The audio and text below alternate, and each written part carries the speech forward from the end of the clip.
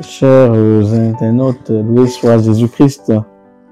Nous parlerons aujourd'hui du festin nuptial dans l'Évangile selon saint Matthieu, au chapitre 22, verset 1 et suivant. Et Jésus se remit à leur parler en parabole.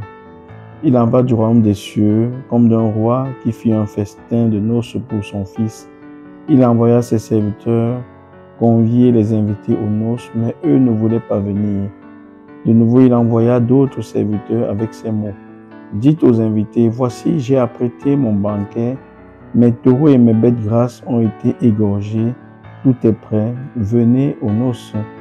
Mais eux, n'en ayant cure, s'en allaient, qui à son champ, qui à son commerce, et les autres, s'emparant des serviteurs, les maltraitèrent et les tuèrent.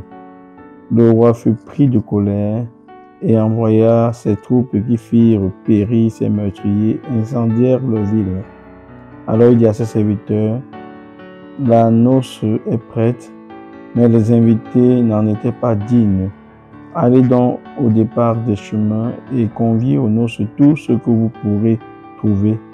Ses serviteurs s'en allèrent par les chemins, ramassèrent tout ce qu'ils trouvaient, les mauvais comme les bons, et la salle de noces fut remplie de convives.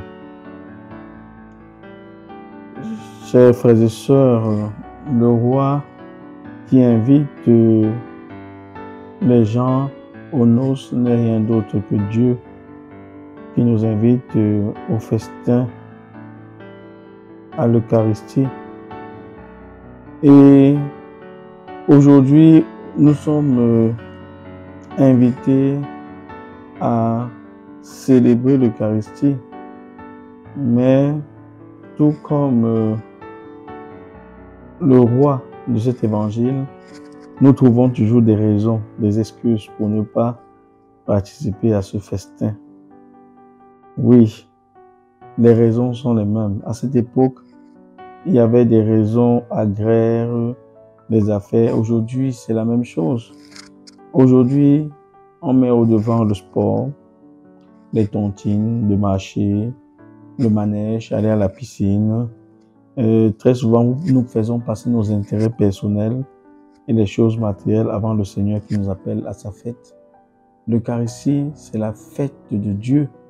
Et Dieu nous invite à être présents à sa fête. Le roi de la parabole ne veut pas que la salle soit vide. Alors il dit à ses serviteurs, allez maintenant dans les carrefours et appelez tout le monde.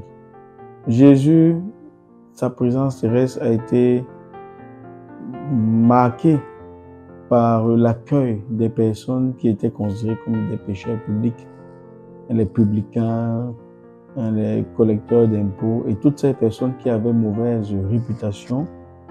Certains ont pu recevoir le message et sont convertis, tout comme les prostituées aussi.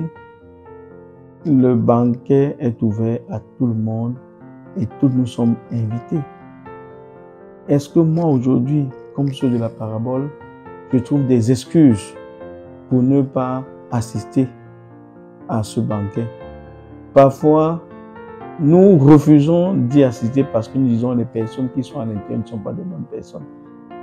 Mais je crois qu'il faudrait tout d'abord entretenir sa relation personnelle avec Dieu. Qui suis-je pour juger l'autre d'être une très mauvaise personne? Et même si elle était une mauvaise personne, ne croyons-nous pas à la conversion? Le banquet est ouvert. Toi qui m'écoutes, n'hésite pas à participer, à assister à cette fête. Que tes projets personnels, tes loisirs soient mis au second plan lorsqu'il s'agit d'assister à la fête du Seigneur. Que le Seigneur vous donne le courage de mettre en premier sa fête. Et durant la semaine, notamment le dimanche qui est le jour du Seigneur, c'est le jour par excellence où le Seigneur nous convoque à cette fête. Est-ce que je me donne la peine d'y assister? Que cette parabole du festin nuptial soit pour nous un encouragement à participer à la fête que le Seigneur nous propose. Que le Seigneur vous bénisse.